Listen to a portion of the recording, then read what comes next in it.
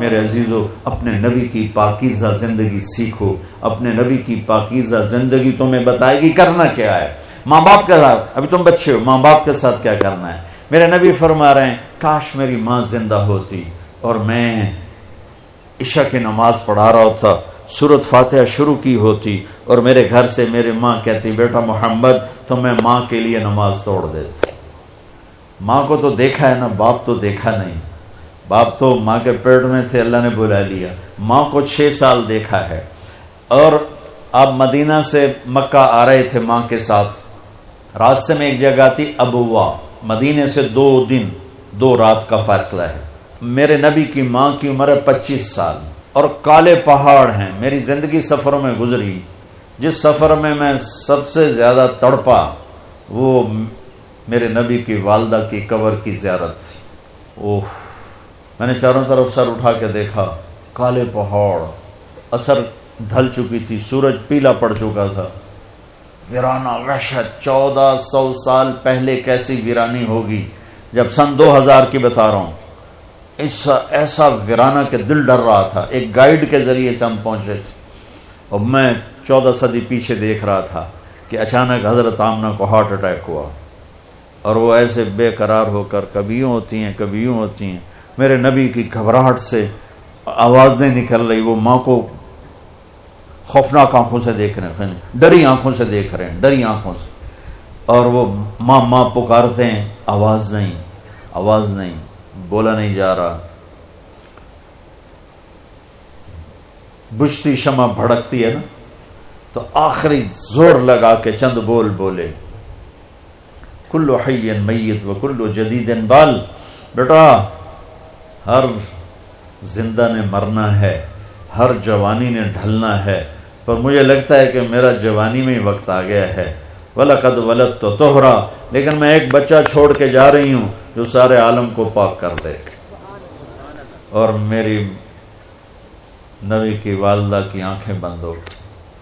آپ اتنا تڑپے ہیں وہاں کہ کوئی دلاسا دینے والا کوئی نہیں، کوئی تسلی دینے والا کوئی نہیں. ایک نوکرانی تھی ام ایمن، اس سے کوئی تسلی نہیں مل رہی اور آپ بے قرار ہو رہے ہیں.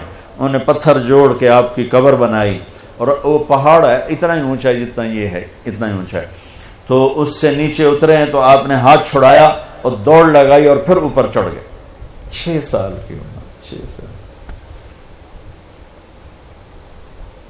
ہو ام ایمن پیچھے گئی دوڑ کے. چشم فلک بھی رو رہی تھی. اور میں جب یہ واقعہ سناتا ہوں میں رونے بیٹھ جاتا.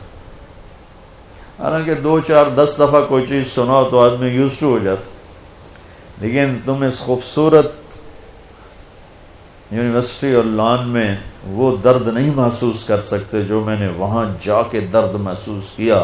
میں جب یہ واقعہ سناتا ہوں میں پھر درد مند ہو جاتا. ام ایمن نے اوپر چڑھ کے دیکھا تو میرے نبی ماں کی قبر پر گرے ہوئے ایسے تھے، اپنی ماں کی قبر سے چمٹے ہوئے تھے. جب ام ایمن قریب آئی ہیں تو اللہ کے نبی کہہ رہے تھے ماں جی آپ کو تو پتا تھا آپ کے سوا میرا کوئی نہیں، پھر آپ کہاں چلی گئی؟ آپ کہاں چلی گئی؟ معصوم بچے کو پتہ نہیں ہے کہ موت نے جدائیاں پیدا کی ہیں. تو ام ایمن نے کہا بیٹا اٹھو. کہ نہیں میں نہیں جاؤں گا. نہ بہن نہ بھائی نہ ماں نہ باپ کچھ بھی تو نہیں ہے، کدھر جاؤں؟ کہ بس میں نہیں جاؤں گا. ام ایمن نے کھینچا زبردستی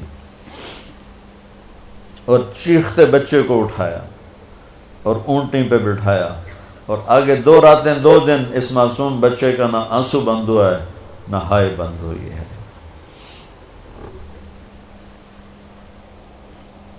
57 سال کے بعد آپ حج کے لیے نکلے. آپ کی عمر 63 سال تھی. آپ کے ساتھ اس وقت کو 40-50 ہزار کا مجمع تھا. جب آپ ابوا کے قریب سے گزرے تو اونٹنی کو موڑ لیا اور اندر پہاڑوں میں چلے گئے. پیچھے پیچھے سارا مجمع کہاں جا رہے ہیں کسی کو نہیں پتا سوائے چند قریبی لوگوں. جا کے اونٹنی کو نیچے بٹھایا, وہ اوپر ایسے تھوڑا سا بنا ہوا ہے قدرتی, جیسے اللہ نے پہلے سے رکھا تھا اپنے محبوب کی ماں کے لیے. اوپر گئے اور آپ نے احرام باندھا ہوا تھا, ایک چادر اوپر ایک چادر نیچے, ننگا سر ہے, اپریل کا مہینہ ہے, گرمی شدید ہے, تو آپ ماں کی قبر کے سرانے یوں بیٹھے, گھٹنے اٹھائے اور ہاتھ یہاں رکھے.